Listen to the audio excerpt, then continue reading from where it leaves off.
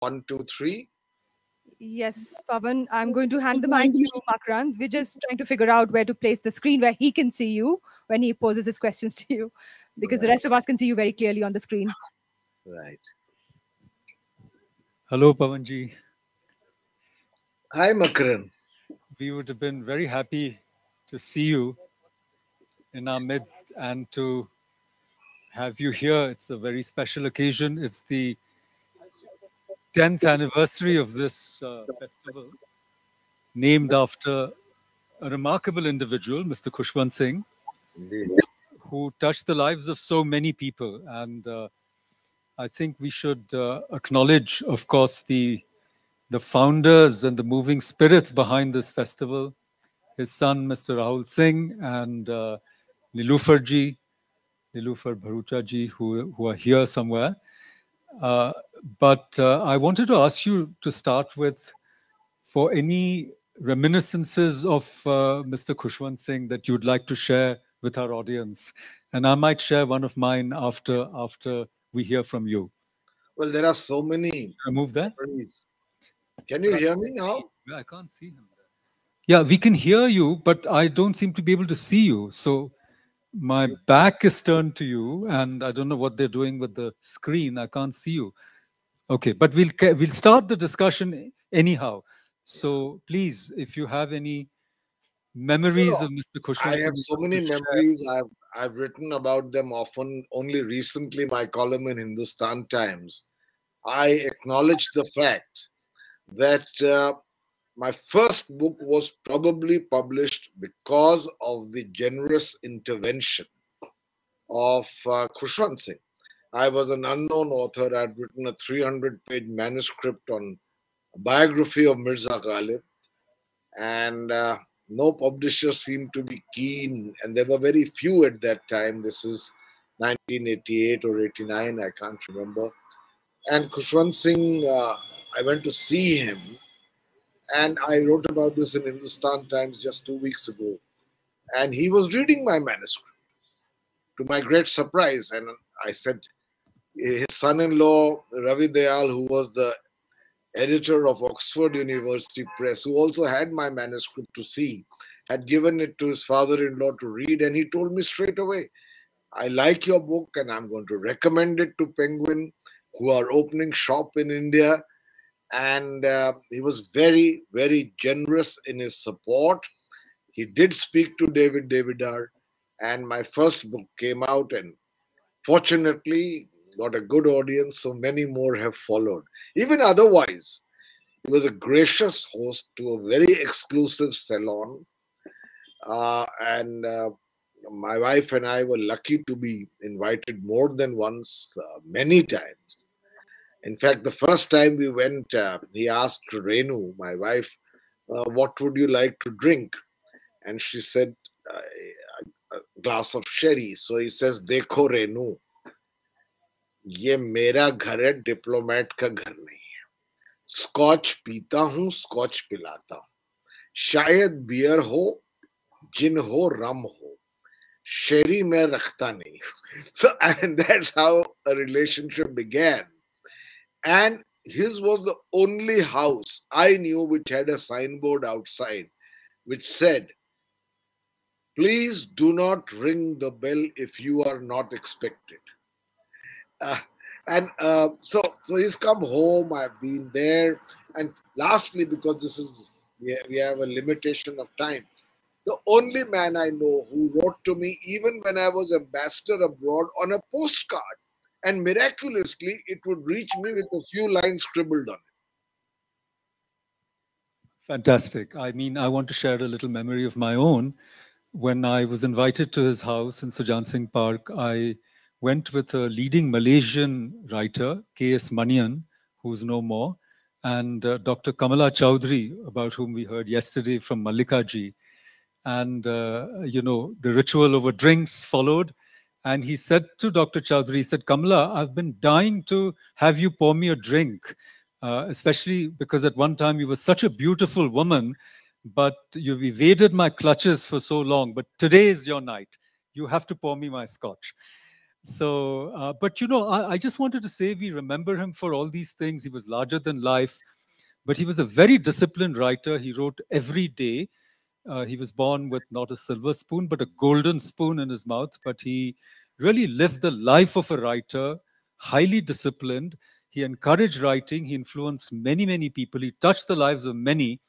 And one of the most interesting things about him is that he always answered the phone himself. So these are some of the things that we can celebrate about him. Most of us here are writers or love writing, and his impress and his influence lives on after him. So I'll come straight to the book now. This is the book we're going to discuss. The title of this session, I'm afraid I have nothing to do with, and I don't even know what it means. But the book we're going to discuss is called The Great Hindu Civilization: Achievement, Neglect, Bias, and the Way Forward. Now, I believe if you haven't read this book, you ought to read it because it's an important book. It also marks a very interesting, I wouldn't say turning point, but a very interesting milestone in Pavanji's own journey as a writer. We heard about his Ghalib book. He has a wonderful book on the Indian middle class, more than one, in fact, and his famous many other books on Krishna, on Ramcharitmanas, and another wonderful book on the Shankaracharya. But the question that arises in everyone's mind is he kind of tilting towards Hindutva? But I won't start with that question, Pavanji. The question I want to ask you actually is about, which will bring us to the heart of your book about the great Hindu civilization, is the recent controversy over this film, Ponniyin Selvan 1, directed by Mani Ratnam and based on a great novel by Kalki. The novel was written way back in the 1950s, 53, 54. It was serialized. It was a very long book. And many people tried to make a movie in Tamil, but they couldn't succeed. It was on Rajaraja Chola. And now Vetri Maran, this filmmaker, says, oh, Rajaraja Chola was not a Hindu king. It is a case of appropriation. So the argument is there was no Hindu civilization. You just made it up. What would you say to that? Thank you, Makarand. And I really want to say to Rahul and Nilufar and all my friends there that it's a great loss. I have not been able to come personally. The exigencies of my program at the last minute made it impossible. So the loss is entirely mine. Now, to coming to your question, the poser that is there a Hindu civilization cannot be seen in isolation. There are several questions asked, including, is there such a word as Hindu? If so, is there a civilization associated with it? And even whether we can call Hinduism a identifiable religion or merely a collation of diversities. And there are other questions also which relate to the antiquity of Hinduism, Hindu civilization itself. I have tried to answer this by saying that it was indeed a remarkable period for the evolution of a civilization, which unfortunately today is being used by two different ideologies and in the process of that being neglected or trivialized. What are these two ideologies? The left, quote unquote, I don't want to say it because I'm one myself, but the so-called classification of the secular left liberal say that if you investigate the genuinely verifiable achievements of Hindu civilization, you are glorifying the past, which in a sense will be used by Hindu bigots today to further weaken or threaten the secular fabric. My answer to them is that objectively researching some of the remarkable achievements of this period in philosophy, in society, in the arts, the invention of the theory of aesthetics, in science, in political theory, in culture, these need to be investigated further, because for a long time we were under this bias. And I must say, because I love him and I respect him, Jawaharlal Nehru actually propounded this theory that our entire past, we have to get over the deadwood of the past. He was modern in a Western defined sense, wanted to move ahead, wanted to break the shackles of the past, but in that process, he threw the entire baby out with the bathwater. And I'm saying, for newly independent nations after 2.5 centuries of colonization, you need to rediscover this past. Our educational curriculum does not. I wrote a 300-page, 400-page book on Adi Shankaracharya. Educated Indians living in Delhi, Hindus, I'm not talking of religion, didn't know when he lived, didn't know what he wrote, didn't know the 6 systems of Hindu philosophy, didn't know what are the foundational texts of Hinduism. And I'm not talking of xenophobia or chauvinism. Basic knowledge. They didn't know much of the past, because dwelling in the past, in a sense, and that too ancient India, was tantamount to becoming a Sanghi. So, I wanted to demolish that. Secondly, there was another school of the ultra-right which sought to over-glorify the past and in the process trivialize it. This I call the Dinanath Batra school, which said there are airplanes, there was television, there was plastic surgery, that there were cars flying on the roads, and all of this is documented. In fact, shockingly, what he has written are prescribed texts in BJP-ruled states like Gujarat and Haryana. So, on the one hand, by this kind of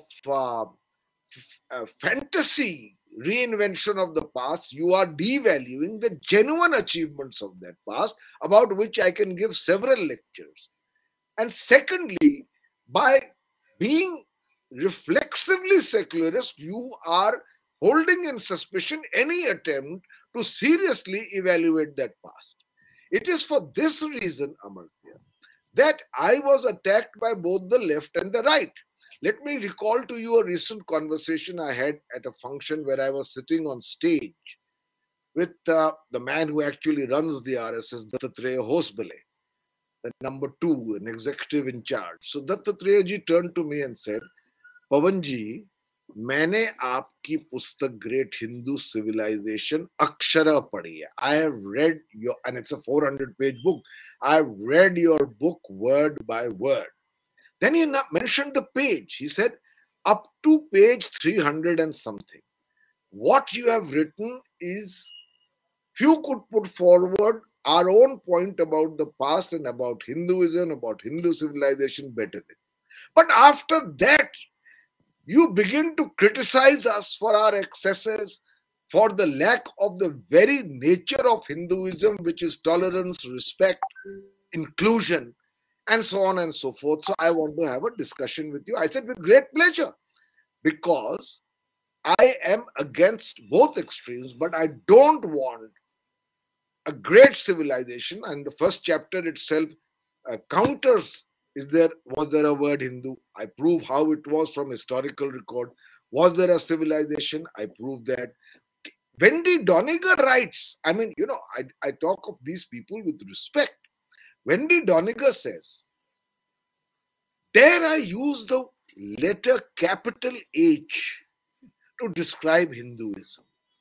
And she says, according to me, it is some kind of hybrid between an armadillo and a tortoise. And then when she got criticism for this kind of thing, and I'll tell you why she has this view also. When she got criticism, she wrote actually in defense saying that I wrote a book of 799 pages on Hinduism, but I was blindsided by the fact that Hindus would read it. I mean, are we a bunch of people living in some jungle that we won't read a major book by a major Indologist in America and interrogate it? So it is this kind of condescension that worries me. And what was Wendy Doniger's criticism? Because with great respect, in an Abrahamic faith, whether it's Christianity or Islam, and I've studied these religions deeply and respect them, there are certain certitudes. There is a linear structure. There is a book. There is a church. There is a prescribed text. In Hinduism, if there is one unifying factor, it is that it is tolerant to diversities and only then seeks to assert what its underlying unity is.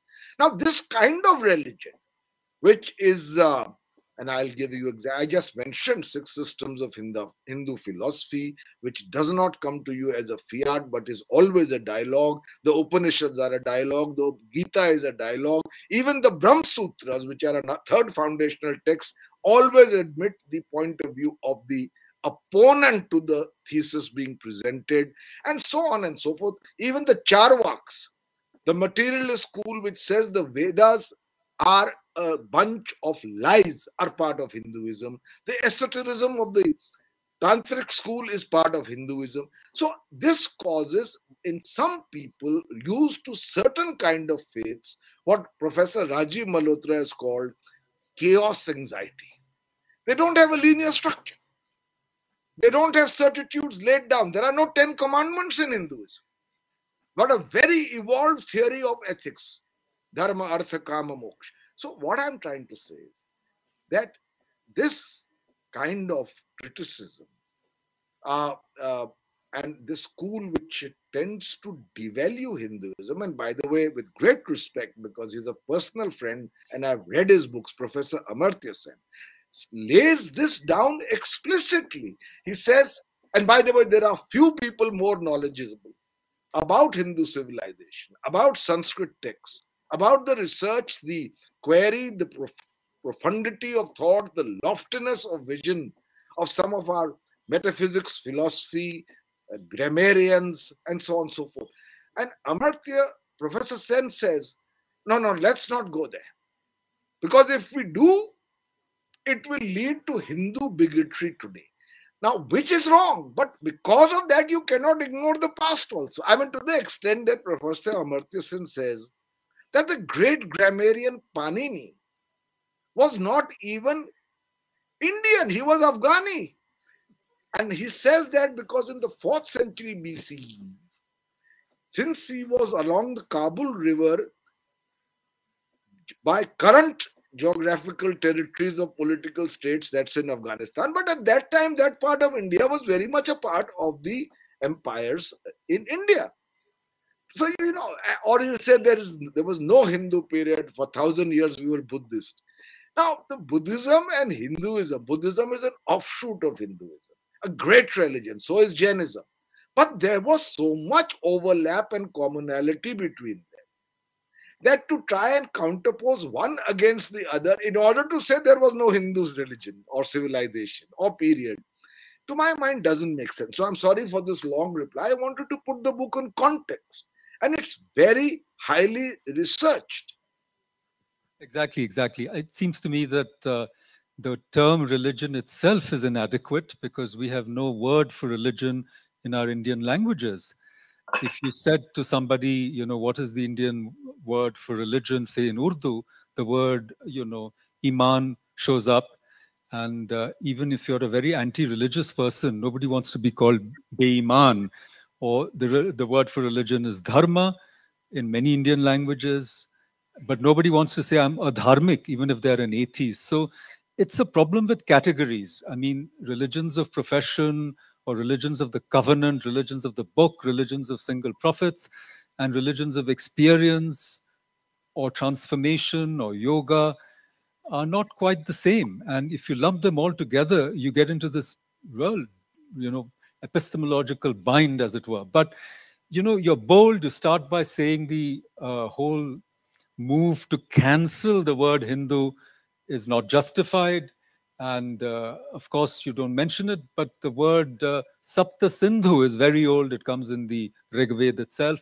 Then it becomes Hafta Hindu because the Sa becomes the Ha, as you cross from the Indus and go towards Iran, etc., etc. And the as it were, the fallacy that you just pointed out in Amartya Sen's argument is that Hindus didn't exist till before the colonial period, but Afghans existed. Ergo, Panini is an Afghan, but there were no Hindus. But just mention very briefly, what would you say to Vetrimaran, who says that Rajaraja Chola, who built the great Brihadishwara temple, was not a Hindu? I say, if that is what he wishes to believe, although my knowledge says that he was a Shaivite king, and in any case, many Shiva followers were also Vishnu followers. There is this kind of interpermeability that Hinduism allows. That is why Hindu kings were patrons of Buddhist vihars. Half the family went to one place, half the family went to another. I'm not saying there was never any friction, but by and large, religion was an inclusive uh, framework rather than by exclusion. That has been the conquering eclecticism of Hinduism. That is why for 5,000 years it has survived, because it has deliberately eschewed brittleness. Absolutely. And therefore, to coming back to the film, if he says he was not a Hindu, we should have a smile, have a cup of coffee. Okay, you are Hindu, REV, Rev 1. No problem. Okay. What is the big deal? No, our sages and seers did not tell the Charvaks that you are not Hindus. Yeah, theek hai. You think the Vedas are lies, although we revere them, no problem here. In fact, we talk about the Shadadarshanas, but if you see Madhavacharya's, Sarva Dharma Samagraha, there are 54 traditions outlined. So it's actually a cornucopia, ever expanding. Anyhow, just to give a idea of the structure of the book, there are 6 chapters, and we'll have to skip. We don't have enough time. We lost a lot of time in the technical setting up of this session, unfortunately. But so the opening chapter is Hindu civilization, myth or reality. We've talked at length about it. And then the second and third chapters actually are a very, I would say, useful and well-researched overview of the wonder that was India, to use the title of A.L. Basham's book. And then you have this very interesting chapter 4, the Islamic conquest, where again, I think that you've departed from the so-called whitewashing of that period. And you start by saying that, I'm going to quote, you start by saying that, of course, we don't want to write revenge histories, but, and you name names. You've named Amartya Sen earlier, then you've named Irfan Habib, as father Muhammad Habib, you've named Romila Thapar, and you said motivated apologists have other unconvincing theories. One of these, propounded by the late Professor Muhammad Habib of Aligarh Muslim University, sought to extenuate the extent of savagery by arguing it was motivated by the lust for plunder, which any conqueror would display. And this whole chapter is actually, in a way, a corrective to what one might call secular fundamentalism, denialism, negationism of what happened in the so-called medieval period. And you don't have to look far and wide. You go to any museum, you'll see every image is disfigured. And the destruction of that ancient civilization is well known. And of course, the Christians did it also. It's well documented in Catherine Nixie's book about how they destroyed the so-called pagan civilizations of Rome and Greece. And then the Islamic invaders did it. Wherever they went, they destroyed whatever was before, and some have lost their memory of that period altogether. But you've documented it at length. You've quoted historians like Warder, Will Durant, Heinrich Zimmer, and so forth, and have actually talked about that period. So I'm going to ask you a question about it in a moment, but just to complete the overview, then you go to the British rule, and finally, the challenge of the modern republic. Now, how much time do we have? 10 minutes. So we're really out of time. We'll make but it I think we should ask a couple of questions. But what I want to ask of you, in this historical overview, can you tell us where you think these discussions, these debates, which are in a way, I call them India's uncivil war, these are our cultural wars just now. And the war is actually between Hindus themselves, with the other people looking on. It's really a fight for the soul of India, if you want to use that phrase. So, what is the way ahead? You've already said you steer a middle course between two extremes, of a kind of secular fundamentalism, if you will, and a kind of extreme Hindutva ideology. So, for the modern republic that is India today, with a very fraught, civil society, where the meaning of religion is really debated so intensely, what is the way forward? Okay. And I then will we'll answer open all for your a three couple of questions. questions. Please. Briefly, so that we have time for a few questions, if at all. I think you should give us 10 minutes extra because we lost time in setting this up, because it's not fair. Otherwise, people will say you sabotaged this session, technologically No, no. sabotaged. Okay, No, go I'm ahead. sure they Go did ahead. their best, and I'm really to blame for not being there physically. But to come back quickly for shortage of time, my chapter on the impact of the coming of Islam has been interpreted to mean that I am, in a sense, denying my admiration for the Ganga Jamuni Tehzeeb of India, the syncretic culture of which is so dear to us, which has enriched us, and which I am myself a product of and admire. Please try to understand what it is I'm seeking to do. You see, there was, and I'm simplifying it for this purpose, there was this kind of notion among some people, perhaps well intentioned, to end acrimony between different religions, that the Muslim invaders came in a kind of tourist bus. They carried some biryani for the people they conquered. We gave them here in receiving them some puri aloo, and we all sat down and built up this Ganga Jamuni Tehzeeb. All I'm saying is, please don't brush aside history, because you are only creating a backlash against that very goal which you admire, which is our Ganga Jamuni Tehzeeb. The facts of the matter are, as the best as I could assert, that there was widespread, wide-scale plunder, desecration of not only Hindu temples but Hindu centers of learning. When Nalanda was burnt, the library was so rich it burnt for almost a year thereafter. So there was destruction. An entire the symbols of an entire religious civilization were under jeopardy. And it survived because Hinduism reinvented itself. Instead of being directed from the sanctum sanctorum of temples or of kingly courts, it went to the people through the bhakti movement, went into the vernacular languages, reinvented itself, simplified itself, questioned orthodoxies, and acquired a popular momentum which enabled it to survive. So we must face the truth on that. As far as the British conquest was concerned, I have always believed that the success of colonialism is not your physical subjugation. It is the colonization of the mind. And the British, by the way, were by far the most successful colonizers in this regard. Because, as put down famously in the minute of, what's his name? Lord Macaulay, Thomas Babington Macaulay. He said, we will create Indians black in color, but like us.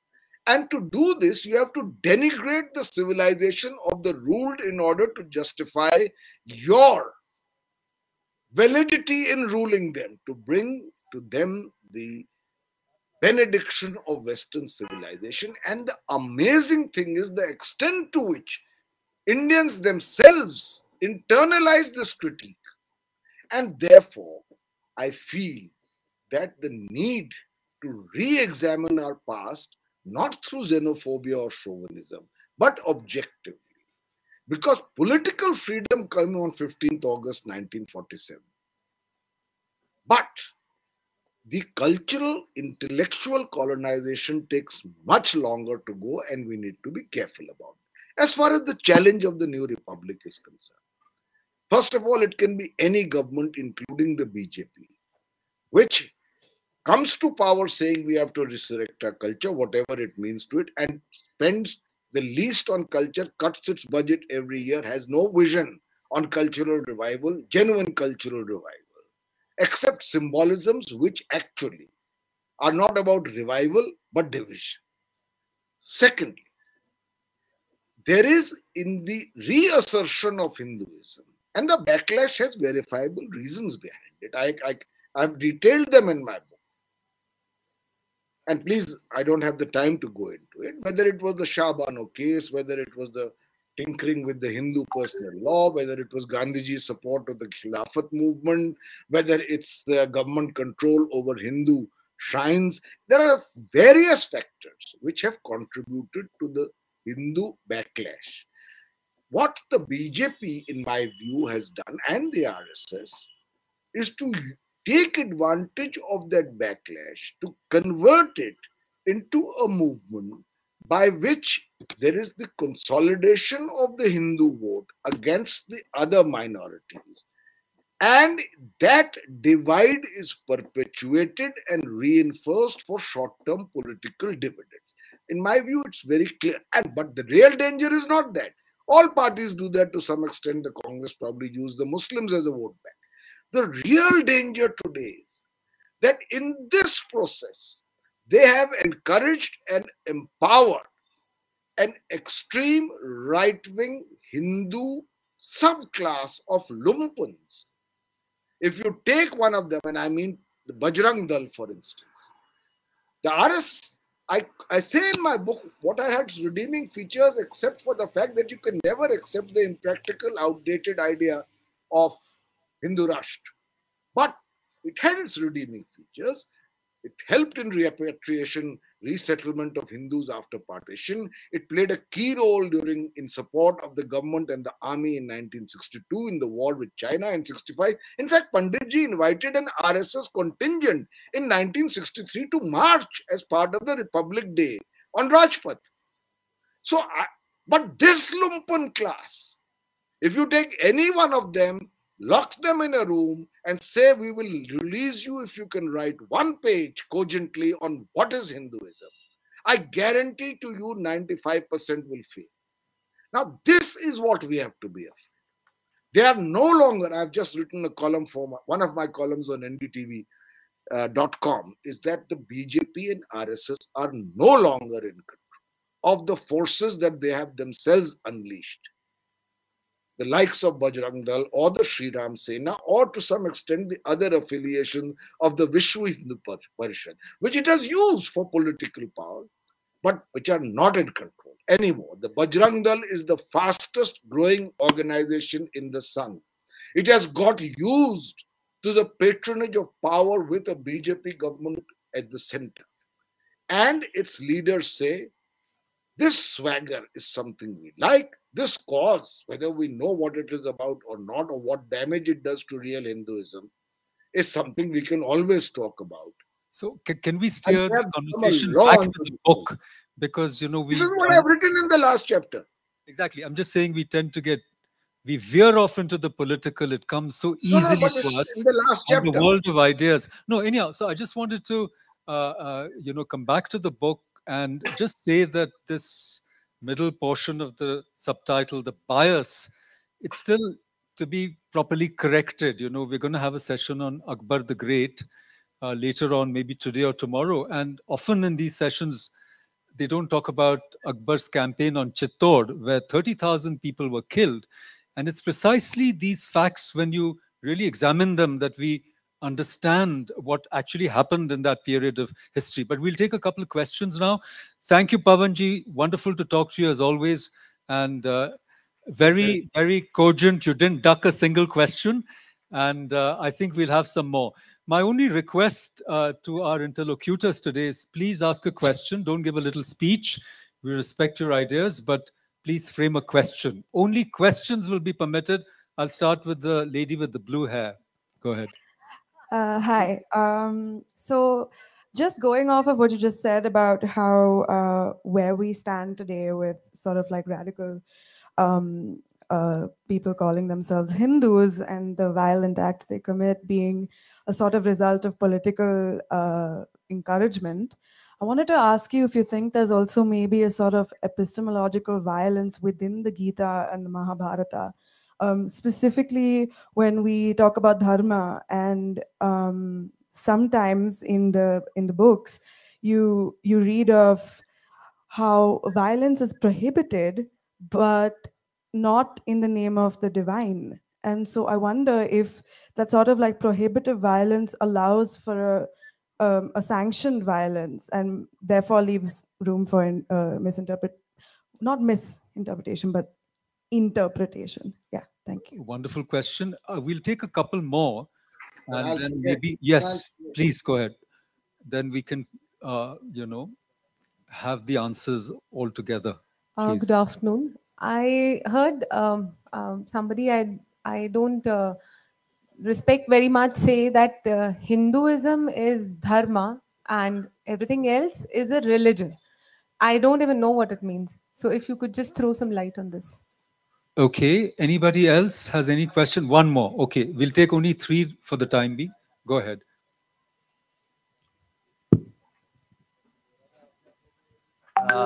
I want to ask you, Pavanji, why and how did this crippling disease called caste system creep into Hinduism?